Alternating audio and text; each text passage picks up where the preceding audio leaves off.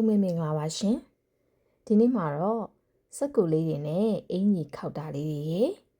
ပိုက်ကလေးနဲ့တရိကန်ပုံချိုးပြတာလေးတွေရဲ့ကိုညီမလေးတယောက်ကခောက်ပြပေးမှဖြစ်ပါတယ်ဒါကတော့အစီလောက်တာမဟုတ်ပါဘူးအစီတို့ရဲ့တော်လှန်ကလစ်ကာတွေကညီမလေးတယောက်ကခောက်ပြပေးထားတာဖြစ်ပါတယ်အစီကတော့ရှင်းမပြတတ်ဘူးပေါ့နော်အဲဆိုတော့သူခောက်ပြတာလေးကိုကြည့်ရင်းနဲ့အစီကနောက်ကနေအာလူဖုံးမှာပါဒီညီမလေးကဒီစက်ကူအင်ဂျီလေးတွေခောက်တာပြီးရင်စက်ကူလေးတွေနဲ့တခြားအယုတ်ပုံလေးတွေခောက်တာပိုက်ကလေးတွေနဲ့ပုံတရိကန်ပုံလေးတွေထိုးတာ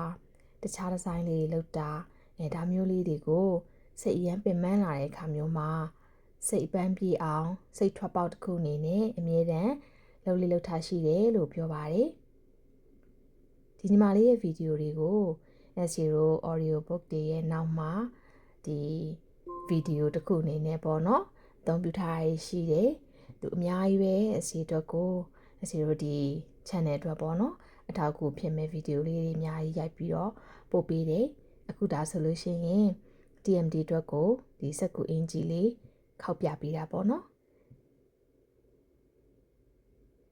နောက်ဆုံးဒီအင်ဂျီပုံလေးထွက်လာတဲ့အချိန်မှာအစီအရန်သဘောကျတယ်ပေါ့နော်မခောက်တတ်ဘူးဒါပေမဲ့သူခောက်တဲ့ပုံလေးကိုကြည့်ရတာချစ်စရာကောင်းတယ်လိုက်လို့ကြည့်လို့ရှိရင်လည်းစိတ်အာရုံစူးစိုက်မှုတစ်ခုရပြီးတော့သူစိတ်ပန်းပြေတယ်လို့ပဲပေါ့နော်အဲစီတော့စိတ်အပန်းပြေစေမယ်လို့ထင်တယ်